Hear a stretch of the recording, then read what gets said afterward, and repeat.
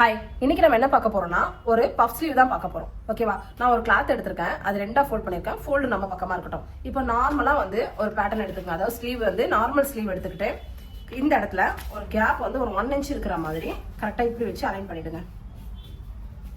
ஒரு 1 இன்ச் இருக்கிற மாதிரி கரெக்டா அலைன் பண்ணிட்டு பின் பண்ணிடுங்க.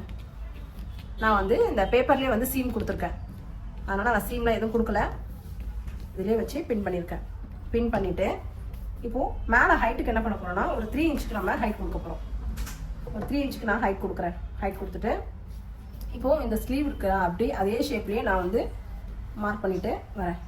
ஓகே, மார்க் பண்ணிட்டு இப்போ என்ன பண்ணணும்னா இந்த ஷேப்பை அப்படியே இப்படி கொண்டு வரணும், மேலே கொண்டு வரணும்.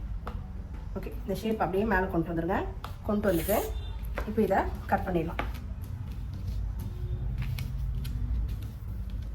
இங்கேயும் வரைஞ்சிட்டு நம்ம கட் கொடுத்துடலாம்.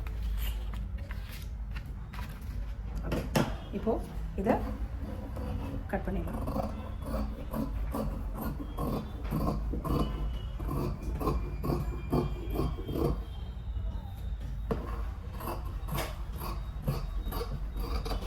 இப்போ இந்த இடத்துல நம்ம என்ன பண்ண போறோம்னா நம்மளோட ஹார்ம் ஹோல் மார்க் பண்ண போறோம்.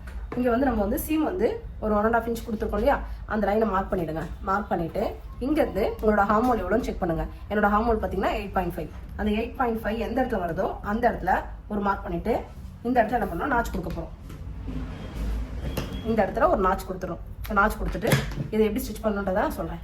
இப்போ நம்ம ஃபர்ஸ்ட் என்ன பண்ண போறோம்னா கீழே ஃபோல்ட் பண்ணி ஸ்டிச் பண்ண போறோம். இப்போ நான் இதுக்கு லைனிங் கொடுக்கல, நான் கொடுத்துருக்க சீமுக்கு வந்து 2 ஃபோல்ட் பண்ணி ஸ்டிச் கொடுக்குறேன்.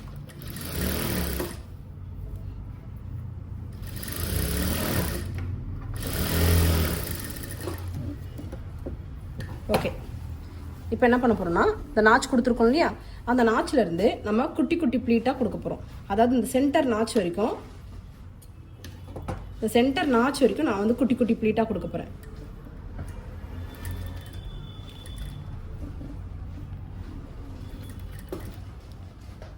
கரெக்டாக சென்டர் நாச் வரைக்கும் ஒரு 3 ப்ளீட் வரும் நம்மளுக்கு. இப்போ இதுக்கப்புறம் என்ன பண்ணணும்னா இந்த சைடு ஆப்போசிட் சைடாக கொடுக்கணும். இப்போ இப்படி ஃபோல்ட் கொடுக்கணும். நம்ம இப்போ இப்படி கொடுக்க போகிறோம்.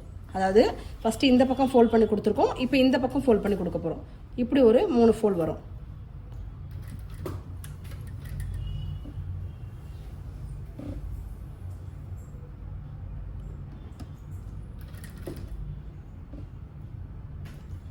ஓகே,